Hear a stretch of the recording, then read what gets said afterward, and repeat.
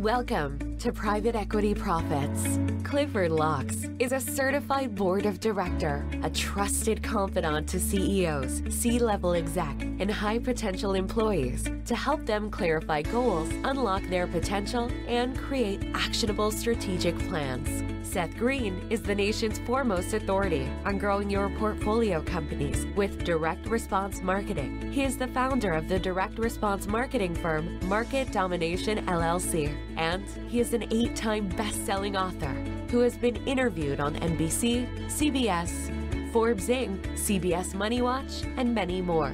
Cliff and Seth interview top players in the financial sector, focusing on private equity firms, venture capital companies, and family offices, discussing developments and trends shaping the industry. These experts will share with you how they've grown their businesses and increased profit, and how you can too. And now, here's your host, Cliff Locks. Welcome, everybody, to another episode of the Private Equity Profits Podcast. I'm Cliff Locks, your host. Today, our guest is Jack Isaacs. He's the founder and CEO of Empower Growth Capital and has been in private equity for the past 15 years, originally with Kayne Anderson Capital Advisors, and more recently with RLJ Equity Partners. With a background at corporate and security law, Mr. Isaacs previously served as the Corporate Counsel at Macrovision and as an attorney at several nationally ranked law firms. Mr. Isaacs earned his B.A. in International Relations from the College of William and Mary and a J.D. from the University of Maryland School of Law, a Master's of Law in Securities and Financial Regulations from the Georgetown University Law, and an M.B.A. in Finance at Wharton School at University of Pennsylvania.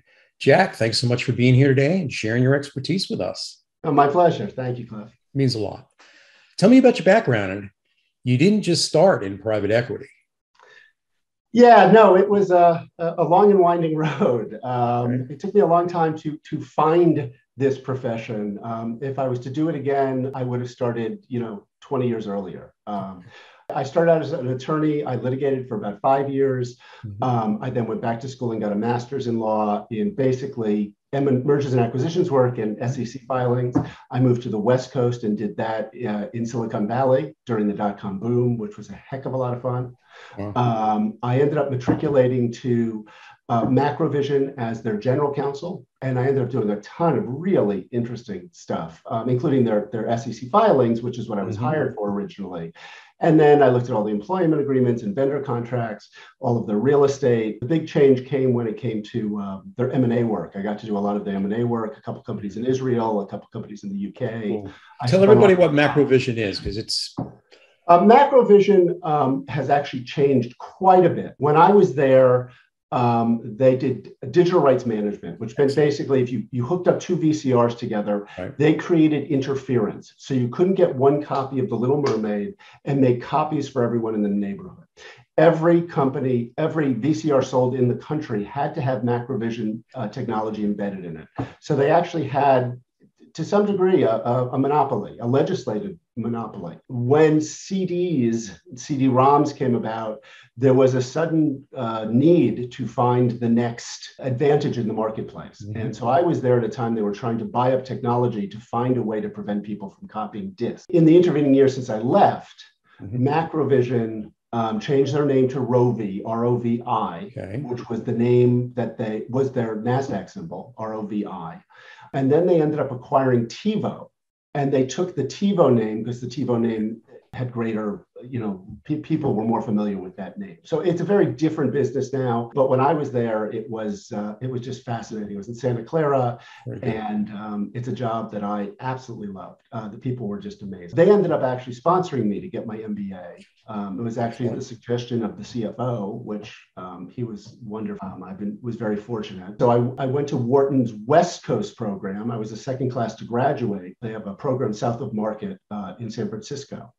It was an amazing experience. My classmates were the ones that recommended to me private equity. Now, this is back in 2005.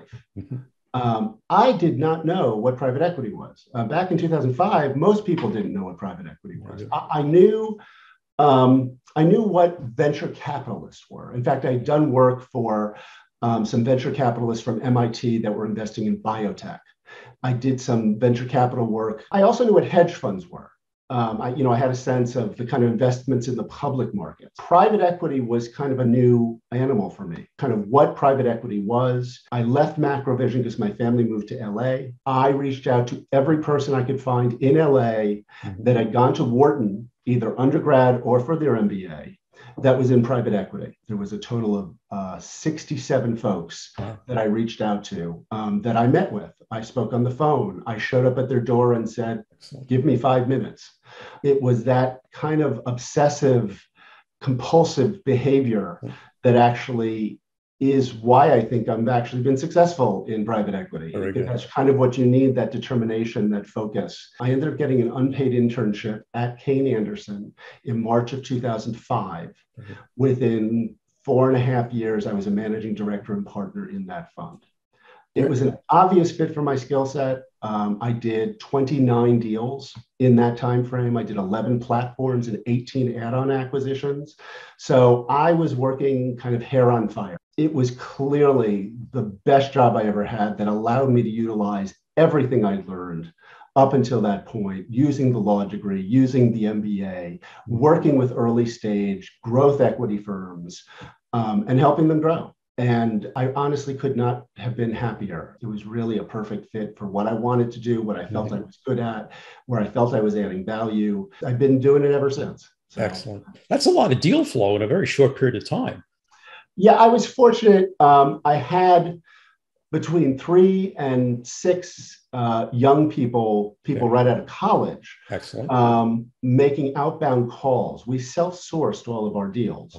They would be making 30 to 50 calls a day, and they reported directly to me. I covered everything west of the Mississippi. I had a counterpart who covered everything east of the Mississippi. I would tell them, look, I'm going to go to Minneapolis in 3 weeks.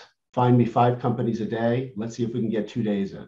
Excellent. And they'd focus in on Minneapolis, and they'd make a ton of calls and try to set up meetings. The companies that I thought that worked, I would invite back to Kayne Anderson and have them present in front of my partners. And if I got thumbs up, I got the right to do the deal. I can move forward. Fantastic.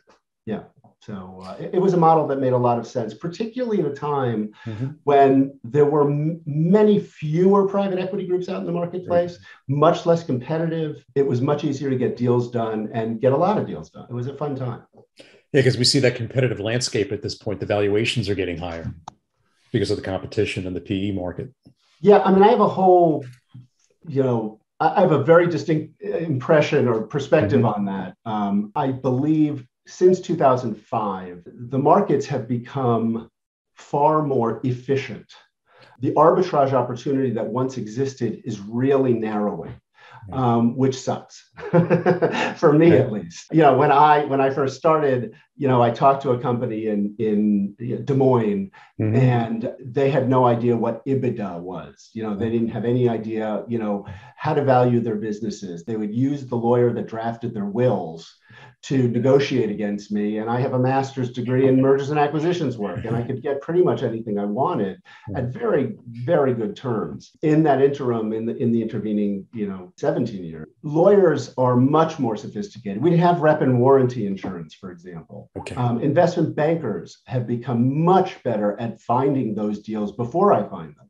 Much better at finding, these hidden gems in places I might not look. The accounting firms have become much more efficient. All of the ancillary service providers are just much better at this. The number of private equity firms has exploded. That, now if I go to Des Moines, I'll go talk to the CEO and he'll say, I'm worth, 20 times EBITDA.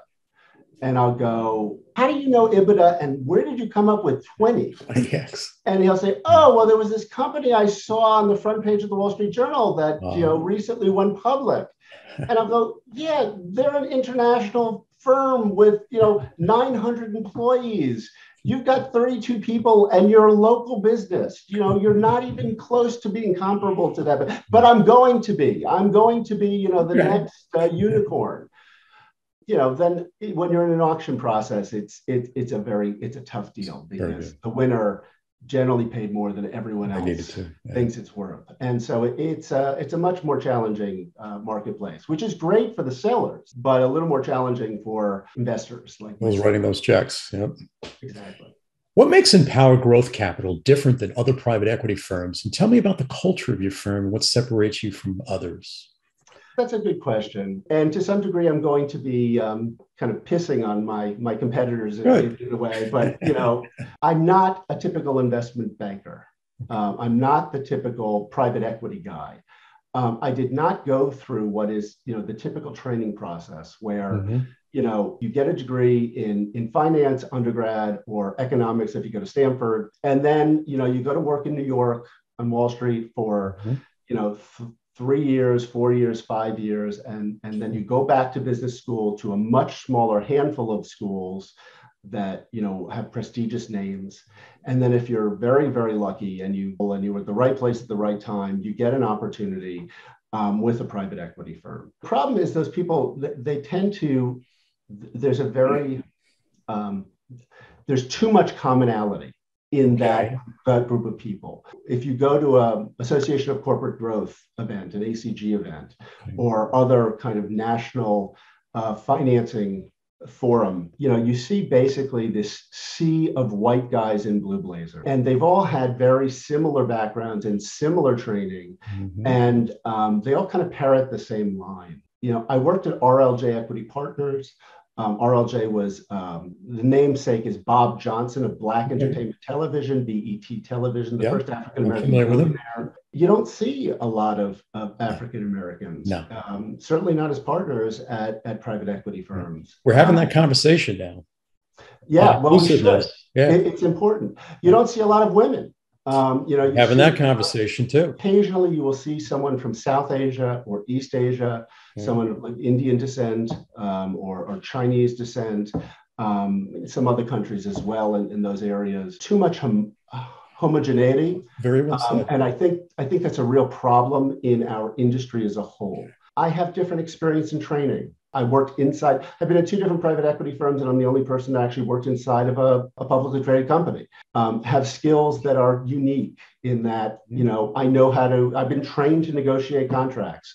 I know how to, review employment agreements and vendor contracts and real estate and a whole wide array of things. I like to do what I did when I was at Macrovision, except I can do it to multiple companies where I go in and I roll up my sleeves. I'm not a passive investor. I'm not a hedge fund in private equity form. I like to, to work with the management team. I will say one thing most private equity is pretty good at. They're pretty good at helping with add-on acquisitions. Because they're good at, finding opportunities and investing in them. So they're good at helping companies add on through or grow through add-ons. But that kind of, they don't do a whole lot more except from, forcing the management team to become more focused on getting monthly financials and sometimes weekly financials, certainly quarterly financials. They force the company, but to a large degree help the company to become a little more focused on the bottom line and the numbers. They need to know which can be beneficial. But in terms of kind of helping them clean up the company itself, not all private equity groups do that. Some of them are smart enough. I noticed there's a recent trend in having one or two of the partners being operators. And I do think that's the right thing to do because you need some people that are actually going to help improve inner runnings of the business. I feel I can do a lot of that work myself. I'm happy for you. That's brilliant on your part. You recognize the difference really quick. I'm an operational guy. I built 3 companies and had 3 exits. It's operations at the end. I think so too. And people. That's the other side of it. It's always about the team. Yep. We're acquiring. And actually, I'm glad you mentioned that because for me, it's about the personal relationship I have with the founder owners. I was actually talking to a company just a couple of weeks ago. The company's numbers are amazing, but the founder owner is not.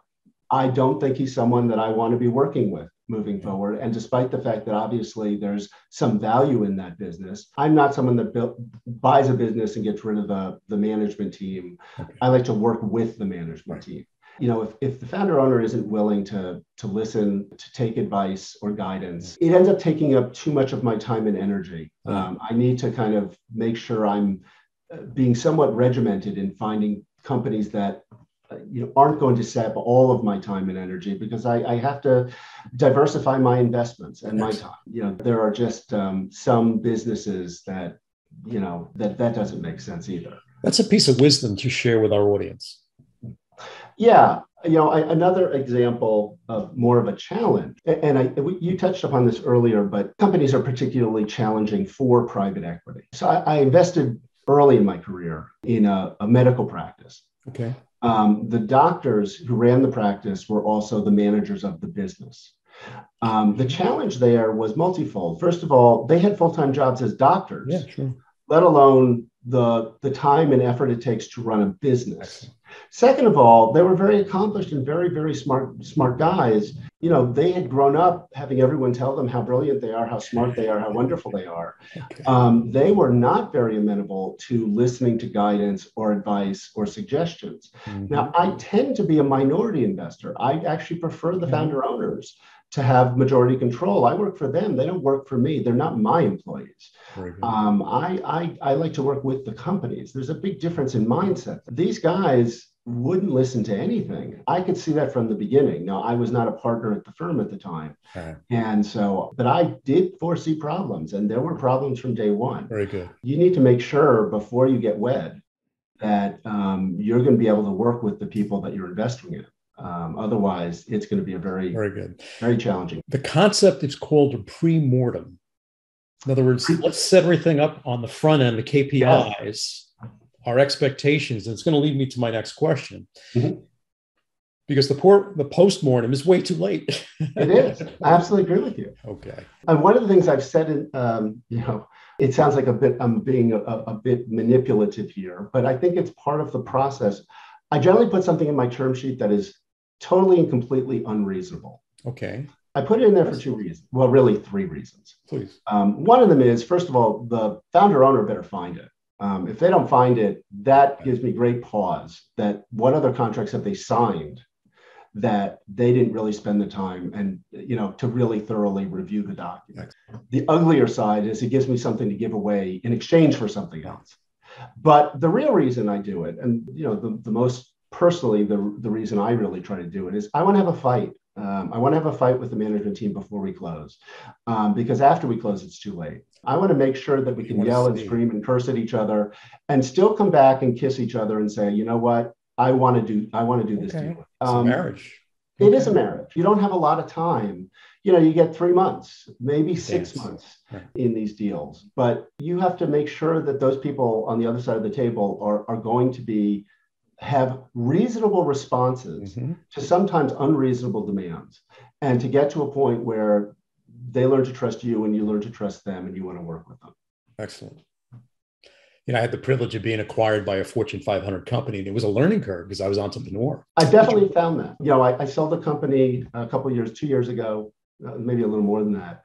That was a reseller of Microsoft products. So they were. So they were evaluated a reseller, VAR or something. Yeah, exactly. They were basically a VAR. And I helped sell them to Hitachi. And the company was absolutely brilliant. They're outperforming in every metric. Okay. But the culture at Hitachi was very, very different. And the founder owner, after the sale, called me up on a number of occasions saying, they yelled at me because I went into a meeting dressed in too informally. He said, I beat every single industry, every single other department. My numbers beat them. And yet they were angry at me because I wasn't wearing a suit and tie. And he says, they know I'm not a suit and tie kind of guy when they bought me. Wow. And I'm like, when you work for a Fortune 500 company, you have to get used to their culture. That can have some real growing pains. That's okay. Also, I've worked for, some Asian companies, and it's different. There's a culture. So it really is up to us, let's suggest the entrepreneurial community, to learn about the culture. Meaning you got to read up on it. Oh, absolutely. Again, that's part of that's part of your due diligence. You really have to spend time making sure that you understand not only the numbers, but also the culture. And that's true from my investment perspective, but also from the perspective of companies that I'm selling. I need to make sure that when I sell them, that this is going to be a good fit for the founder owners. Excellent. Again, I'm working for the founder owners in terms of getting them into a better place. Hopefully we have an exit together, but sometimes they want to go with the company that's acquiring them. They need to make sure that they're going to be happy afterwards. You're a good advocate for your companies. Let's talk about this. Tell me about the companies that you're investing in, and what are the most important factors that you look for, and what does the ideal company that you invest in look like? That's a great question. Thank you. The kind of deals I looked at when I was at Kayne Anderson no longer really exist. I was investing in companies basically, 3 to 5 million in EBITDA, early stage, no one else, they hadn't taken money from anyone else before, investment bankers hadn't reached them before. Clean balance sheet. Okay, interesting. Yeah. I was first money in, and I had a participating preferred structure with a dividend. Okay. So we were relatively expensive money. Nowadays, the markets are more competitive, and really you're going to see those deals from investment banks. Investment banks have moved down market as low as 3 to 5. When I started, they didn't start looking at companies, so they were at least 5 million in EBITDA. Okay. Typically, even 7 million to 15 million was kind of the starting point. Now there's a lot. Investment bankers are much more aggressive, finding companies much earlier. When I'm talking to these companies, they've already been they've already spoken to 10 different private equity groups before. Where before we would get the Fortune, Inc. 500 list, and we just pick up the list and we call people on that list, and we get people immediately. Now people, they don't even put down the right numbers anymore. They have too many gatekeepers for me to get through to those folks. I'm looking at slightly earlier stage companies. So I'm really looking now at ARR as a multiple of annual run rate as opposed to EBITDA. I'm looking at companies that might not even be cash flow positive, but on the cusp of being cash flow positive. I'm focused on technology because that really is my background, having been in Silicon Valley for so many years. And so I'm looking at technology or business services with the technology component. I'm looking at recurring revenue models. I'm kind of straddling what I would think, at least certainly at one time, was between private equity and venture capital. So it's a little later than venture capital groups. And typically these companies have taken 1 or 2 or even 3 rounds of venture capital. But for private equity is going to look at them because there's no EBITDA yet. And I'm putting in a fairly large check. So I'm putting in checks between $5 and $15 million. Real money. I'm giving them pretty hefty valuations. But I still tend to be a minority investor. I think those are the ones that have the most potential right now, the most interesting. Certainly COVID has impacted the adoption of technology. Clearly the world was moving in that direction, but I can't even remember a time now before Zoom, and now we use it every day, all the time, the last, 2.5 years. But before COVID, I never used Zoom, and now it's like an integral part of the business. Is it efficient? It is clearly okay. But I think that's true with a lot of technology now. I mean, I think there's a lot more things that we simply take for granted. And I think there's definitely a rush in that direction for more adaptation of technology. Excellent. And so it's kind of a fun place to play. It is harder to find these companies. It takes a lot more legwork. But again, I am self-sourcing. I have 3 young men working for me who have been bringing me, we have a pipeline of about 120 deals. We talk about the top 10 every Monday morning. You're busy. That's a lot of pipeline. Okay. It is. Yeah. But it has to be. Very exceptional on your part. Otherwise, you have to kiss a lot of frogs. Yeah. And a lot of companies that I think are great companies, but aren't necessarily a fit for my model, because the founder owner is building the company for their children. Well, I plan to sell the business and they need to know I'm going to be selling the business. Some of them don't want that kind of growth trajectory. Okay. They're happy. That's interesting. Let's talk about that. I always build to sell. Why aren't we really having that discussion in the universities? The idea, if you want wealth, there needs to be a transaction. Yep. Okay. And you're putting the fuel in, some very large fuel. So you wonder what they just have been educated at that point. I mean, it's okay. They're the CEO, the founders of these companies. It's their firm to do what they want. It's just, I don't think they see the larger picture of the value proposition you bring forth. Agreed. But better to find out now before later on they change their mind, because you're going to need them to sign off on a deal. There's going to be an exit. So, that being said, there's another company with like the Hitachi company, which had Okay. a large back end in India.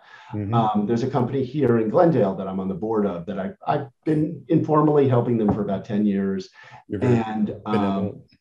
and they also have a very large back end in India. There's about 15 folks that were from India, and they've been living here, and they've been very happy. They're a very tight-knit family. I mean, they don't all have the same last name, but they may as well, because they all clearly love each other. They're incredibly supportive of each other, and they're making good money. And so they're in no rush necessarily to find a buyer, and that's fine. They don't need, put the gas to the pedal. But on the other hand, they probably shouldn't take, and they didn't take my money, they probably shouldn't take private equity, because private equity has, there's a stopwatch next to your head. They have to sell it because they need to get money back to the limited partners. Right. And so I've been advising them just because I like them. They've not yet taken private equity, and I've not yet suggested it. Now, we are now starting to think about selling that business. They've had a nice, they've had a 15, 20-year run. Yeah. And that's a nice life. They put their kids through college. They've done a lot of really interesting stuff. There's no reason everyone has to be selling their business and starting up something new if, they found a business that they like doing. I have no objection. I think that's great for them. Jack, there's a book in you. You brought a lot of wisdom up into this conversation. Oh, thank you. I appreciate that. I know I'm very envious of you. The fact that you have 2 books coming out, and I guess you're working now maybe on a 3rd one. My father was a writer. See, there's a pedigree there, and it's in you. Yeah. Especially if you have recordings. In other words, if you say you have recordings of some of your Zoom, and you have permission on the other side. So, for example, if I started a podcast. Right. Well, yes. But realize you can repurpose that, and you don't do the work. We have team members, there's 42 employees that will actually take your fine work and turn it into, manuscript. Mm-hmm. And at that point, you're publishing something that's very, very pristine because it's everything you're sharing with the entrepreneurs at this point. So one thing I wanted to touch upon, you mentioned it before we got on this call. Please. A couple of things that really changed my life dramatically in terms of my career trajectory. Before going to law school, after I graduated from William & Mary, I was a paralegal at Patton Boggs, which no longer exists, has been acquired. Okay. I wanted to learn about the industry. And the best way I could learn about the industry was to kind of roll up my sleeves and take a job as a paralegal. Patton Boggs, they treated me like I was an apprentice. They deliberately had me float from department to department, and I got to work with virtually every attorney. There was 98 attorneys in one office, and I got to work with almost every one of them. I got to work in the tax department, the real estate department, litigation. I got to go to Capitol Hill. I got to do some really fascinating work. It made me want to become a lawyer. When I went to go into private equity, again, I started as an unpaid intern at Kayne Anderson because I wanted to learn about private equity. Yeah. Now, they made me an offer pretty quickly because I worked my butt off and proved myself to them. And they realized that, I could add some real value to the company. One of the things I think is really important and very valuable, particularly for young people, is to, I believe in internships. I do believe in giving people the opportunity to learn at an early age, because it helps them figure out what they want to do with their life. I have plenty of friends who were paralegals who realized that they hated the law and didn't want to do anything in the law. I happen to love it. I love being a lawyer. It was a good fit for what I wanted to do at that time. But it would have been helpful if I didn't love it, because then I could figure out the next thing to do. Having the opportunity to work in private equity at an early age can make a huge difference in the opportunity later on to get into private equity full time. Excellent. And so I highly recommend. I was introduced to a young man back in September who's going off to college. He will start with me this coming summer. Fantastic. Because someone who came from a difficult home life. Okay. It's part of there's a number of programs that help young people in LA, in Los Angeles. His sponsor is a good friend and said, look, this guy's amazing. He's an incredible young man. You really need to meet him.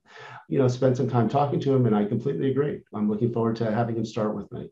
I think it is it is a great thing to take advantage of when you're young and you have some time. And, if you're lucky and you go to the right place, maybe you'll even make a little bit of money. There's unpaid internships and sometimes there's paid internships. If you can show on your resume down the road that you've worked in private equity before, people are far more willing to open the door for you to let you in later. So, it's a good message. And you're building a legacy for yourself too. So it feels good. Absolutely.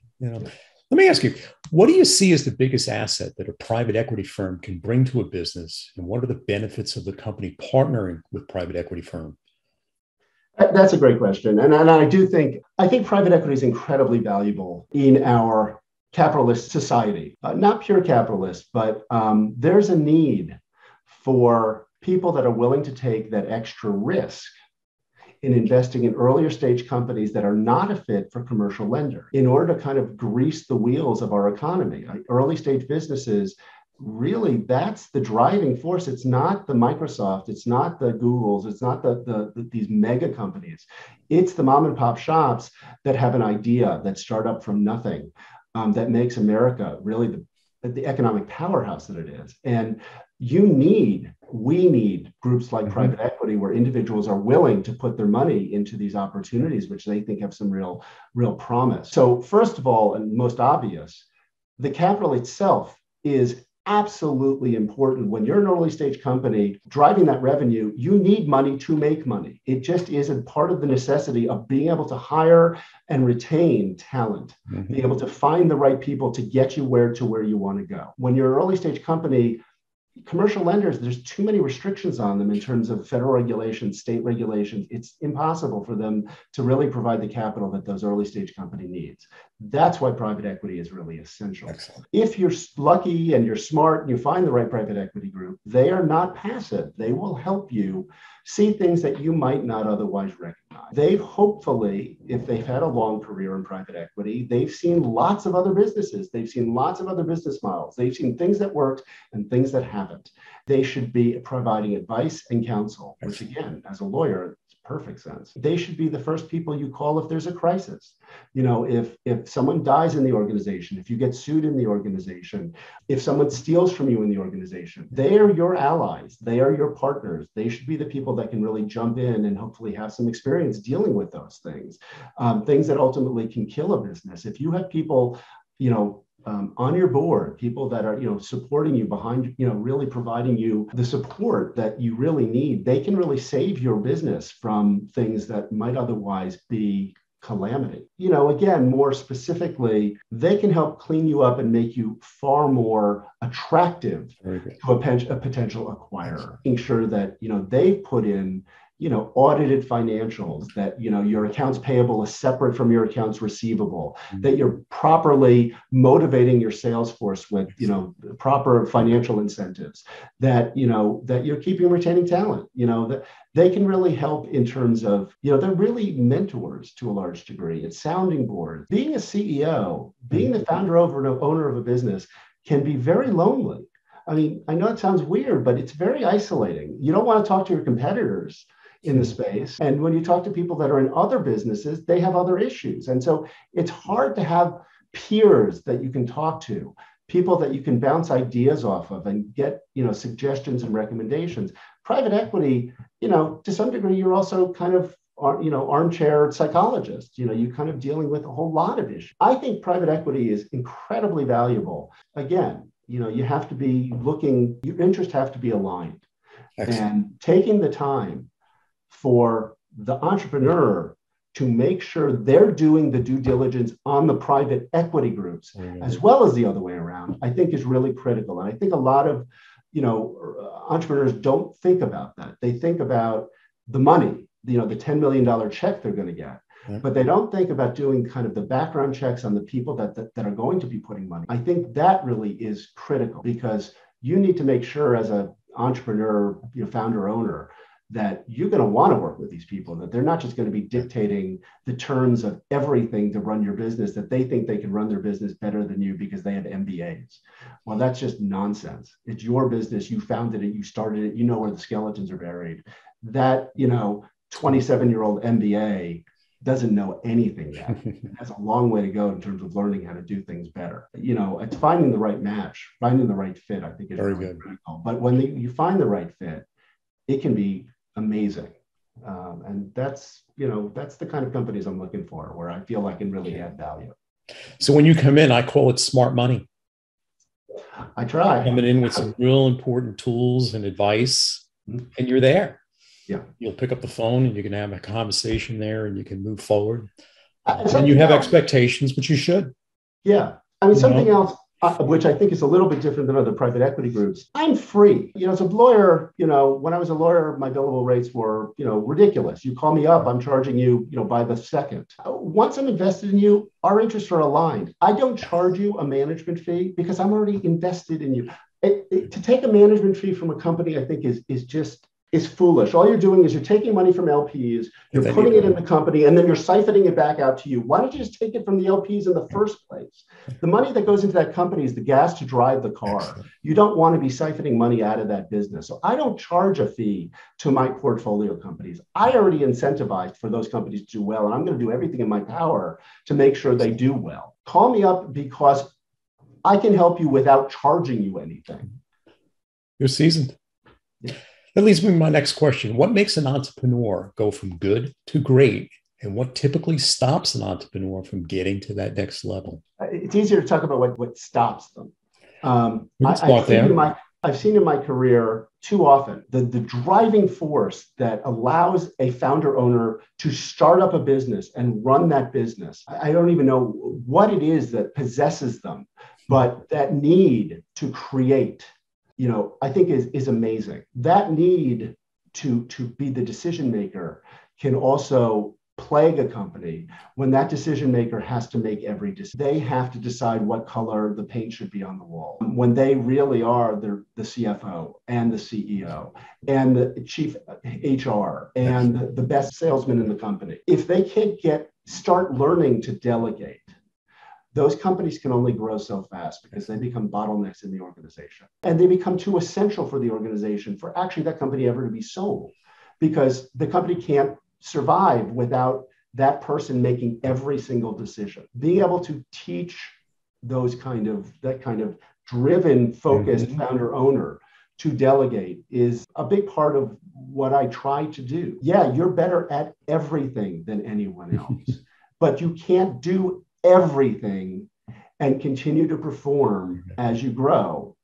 You have to start finding people that, even though they're not quite as good as you, are good enough for what you need to do so you can focus on other things. I think I find that truly inspired CEOs, the ones that truly are driven, that I find is the biggest challenge, is teaching them to learn to give up some of the control that they needed to build the place in the first place. Excellent. The success, again, it really is a partnership. It's finding the right team to work with, having the right employees, being willing to get rid of employees that aren't necessarily performing, which is really unpleasant and very painful, but is necessity. Some people are perfect and ideal for a startup, but not necessarily ideal as the company matures. Very good. Let's talk about that further. Let's talk about a CEO. When should he give up the role? In other words, you think about it, you just put $5 million to $15 million into the company. It may need a different CEO. Agreed. That if I have to replace the CEO, I wouldn't say replace, but would somebody else be able to come in and run the company to get it to the $30 to $50 million worth of sales? Yeah. Okay. My general philosophy is if I have to take out the CEO, I've made a bad investment decision. Okay. But to supplement the CEO, very good. I'm a big believer in. Okay. And typically the first thing that needs to be supplemented is the finance side, is the CFO, COO. Yeah. Okay. Those are really critical because very different skill set from a startup to a more mature business. The company needs to be in a position where they are capable of having an audit done. And a lot of early stage companies, founder owner is using their personal bank account or treating the company like their own personal bank account because they needed to, because this is how they started the business. And they haven't figured out how to make that transition to separate their personal lives from the business. The CFO they have is really a bookkeeper and not really a CFO. Not even a controller then. Okay. Right. And you kind of need to I think the biggest thing I can do is, and one of the things I've done in the past, I like to do a small add-on equity, something really cheap, like maybe $1 million, nothing more very expensive, because doing M&A work, mergers and acquisitions work, it's sexy. I mean, it sounds fun. It's exciting. You get to look at another company. And for a CEO who's never done that before, it can be really interesting, but it's incredibly time intensive and labor intensive. And what it does is it forces the CEO to spend time doing something else. And it gives me the opportunity to look at the company and see where there are weak points when the CEO isn't paying attention, when the CEO isn't making every decision. I can see where there are areas that need to be filled in. With the CEO running everything, it's harder for me to see that. But if I can get the CEO interested in this over here, look at the M&A work, look at that, I can then see where there are problems where I need to kind of fill some things in. Jack, you're brilliant. if the deal goes well, wonderful. Now I can line up a whole other group of add-on acquisitions. And if the deal doesn't go well, fine. It was $1 million, it was a small basic amount of money, but it gave me the opportunity to see this company really isn't going to be able to do add-on acquisitions going forward, and we need to figure out other ways to grow. So it allows me the ability to get some additional insight into those businesses. I mean, it leads me to my next question, but you may have answered some of it. What are the challenges associated with managing a growth in a company and how a company can overcome them? Again, a lot of this is just experience, an investment in a call center software company. Okay. We wrote them a check for, I think it was $9 million. Okay. No, we got them a line of credit with a large commercial bank for $9 million. We put in, I think, $10 million. They ended up burning through that money within like less than 9 months. Part of the problem was there was a partner involved, and I was, again, an associate at the time. I was otherwise engaged in some other deals, and I really had delegated to the partner. It was his company, and really missed the warning signs. The company was growing so fast. It was just burning through capital. And it's not that they didn't have sales. They absolutely had sales.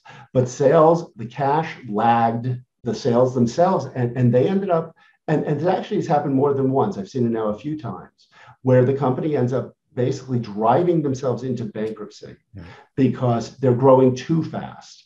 And they haven't figured out a way to handle the difference between the cash going out. A delta. Yeah, it's really hard to manage it. Heartbreaking, because they have something of value, and yet they don't have the sophistication, the experience to pull back the reins so that they can continue to remain an ongoing entity. Excellent. It's taken me a couple of deals to see that kind of disaster, but you need to be really cognizant of where's the cash.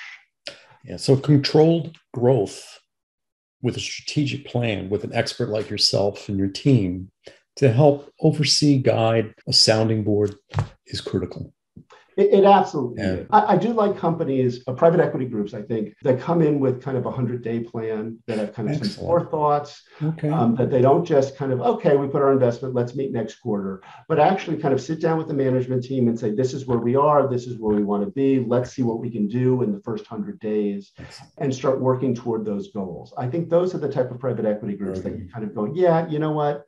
They've had experience and training. They've done this before. They know what they're doing, and they can really help companies grow. So the use of funds, what are we putting to work to do what? Exactly. And what the KPIs are. Right. And then we're measuring to see if we're getting where we're.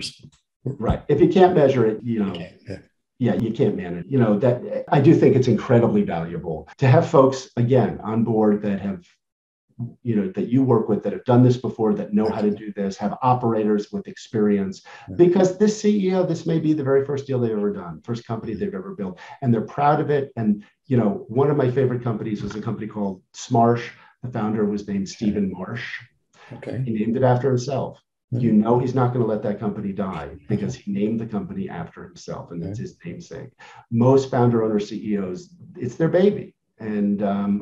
And you need to treat their baby well, but you need to help them make sure that baby's going to grow. It's a hell of a lot of fun if you do it right. Agreed.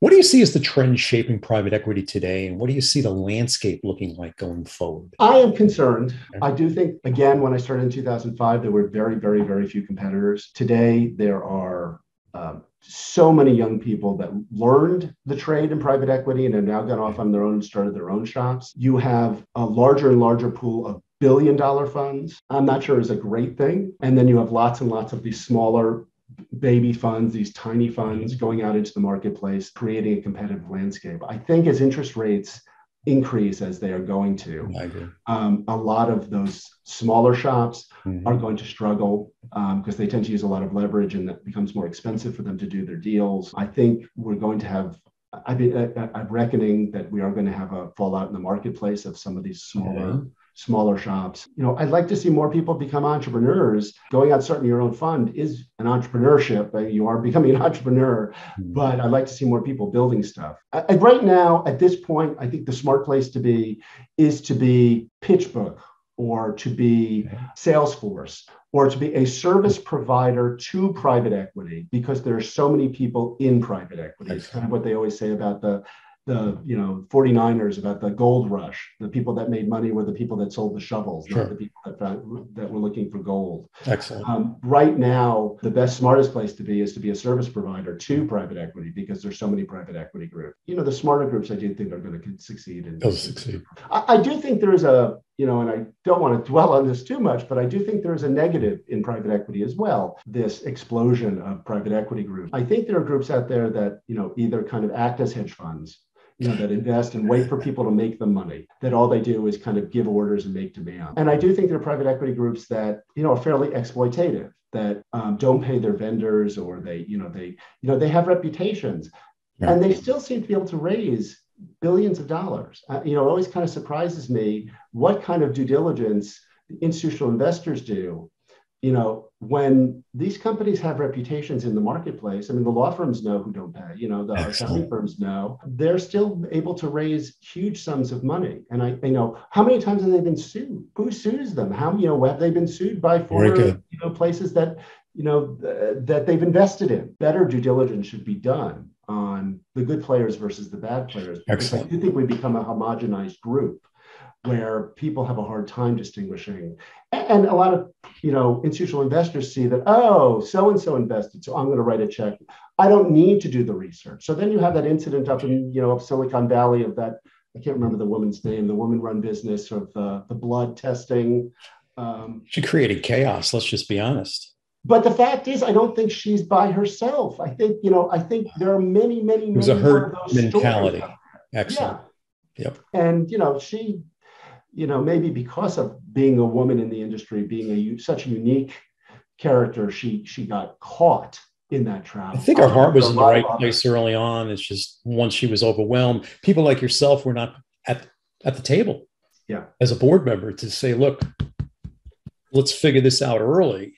Yeah. And bring in the resources, or maybe this is not a viable business model and we need to pivot. Right. There's nothing wrong with that either. Right. Okay. No, absolutely. I think she was, there clearly was not a viable business model there. It was early. I think that's what it was. And she wasn't the right individual to be the CEO of that organization. The technology works. I've seen it out of Cold Spring Harbor Laboratories, where the predictive analytics, meaning we'll go in and we'll sequence, a blood sample. Mm-hmm. I'll tell you, if you have some markers for cancer, I'm working with somebody specifically, but we have 10,000 samples of breast cancer. They're all staged. The patients have all opted into a program. So you have the ability to actually use those samples.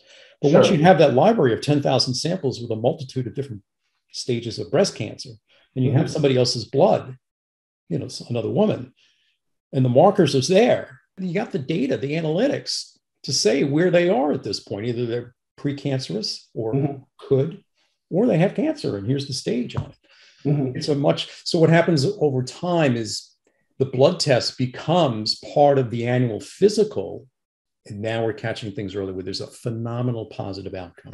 It's the late stages where we lose our loved ones. That is true. So, I don't know enough specifically about that. I do think, obviously some of the advances in, the genome, discovery, I think are amazing. I do think it's going to actually totally transform our lives, certainly my children's lives. I'm not yet bought off on a single drop of blood being able to identify everything that she was promising. Well, no, she didn't have the ability to do it at that point in time, and the throughput, because she grew too quick. There was no controlled growth. Well, there you go. And she didn't do a good job. Yeah. She didn't retard the growth because she couldn't execute. Mm-hmm. Right. So you saw that challenge. I think healthcare is going to move to a wellness business model. Mm-hmm. I think it's going to take a little bit of time, but we can't keep throwing, millions and millions of dollars at this. I think you're right. I think we need to become more efficient in the healthcare space. There are some really, again, part of the problem, there are really horror stories about, how drugs are priced and, how many people are not covered by basic health insurance, which, in any other part of the world, basically people have healthcare coverage. There are some real issues that we have not addressed properly that I think really need to be dealt with under the current, political situation. I think we're going to have some real challenges, but I agree with you there. That need to be taken care of. But if I can create an incentive for you to take an interest in your wellness, and I'm paying the physician for wellness, it's going to change that business model at that point. So you got to create the incentive. That there's some pilot programs out there that are starting. But if we look at some of the smart watches, the activity bands that we wear, look at all that large amount of data that's being acquired, and the trend is your friend. It's no different than the market. The trend, don't fight the trend, understand the trend. Yes. And the predictive analytics against the larger pool of a population that may have 3 years, 5 years, 10 years on you. You could see, this indication is you're probably heading in a certain space, it may be positive or not. And could you do something early on? But the incentives got to come from the individual. The individual owns that responsibility for their wellness, either what you're eating or what you're exercising or the aggravation in life. No, I know. I think Kaiser, for a long time, when they started out, they were promoting that kind of we deal with wellness. I think Anthem recently, there's been They're picking it up. Yeah, have been picking that concept up. We have a long way to go before we're really there, but I do think there is. I agree with you that we're heading in that direction. I think COVID woke a lot of things up. That is true. Yeah, absolutely. And that brings you back to the CEOs. Yeah. You got one key employee, he's micromanaging the business at this point. He gets COVID, we lose him. What the blank? What did we invest in? Right. Okay. So absolutely. It's about the team. Yes. How deep is that bench? Yeah. Let me ask you, is there anything I haven't touched on that you would like to add or expand on? No, I don't think so. I think we covered quite a bit of ground here. Very enjoyable. As I said, for me, this has been a joy and a pleasure being in this profession. It took me a long time to find it. I wish I had found it sooner. I've been doing this now a long time. I know the financial services community in LA pretty well. I also visit regularly places like Denver and Seattle and Phoenix and I have to say people have been very supportive and very encouraging. Been great dealing with very well educated, positive, hardworking people. I really feel I've been very fortunate that I've been able to find a place that I feel is home. I do feel very lucky to be in this profession. There are not a lot of barriers to entry here, which could be a problem. The people that I've met, that I've dealt with, that I've worked with very few exceptions, have been really, it's a wonderful group of people. So fantastic. I've really enjoyed this quite a bit. How can our listeners contact you? Are there any links you would like to share? My company is Empower Growth Capital. So the initials are a little bit off. EMPGC. EMPGC.com is Empower Growth Capital. If you want to email me, it's J, my first letter of my first name, dot Isaacs, ISAACS, which is my last name, at EMPGC.com. That's my personal email. I want to thank you so much for your time, Jack. Your message of empowerment is valuable for everyone, and your insights into private equity is equally as valuable. I want to thank our listeners. I look forward to being back with you shortly for another episode of the Private Equity Profits Podcast. This show has been produced by Market Domination, LLC.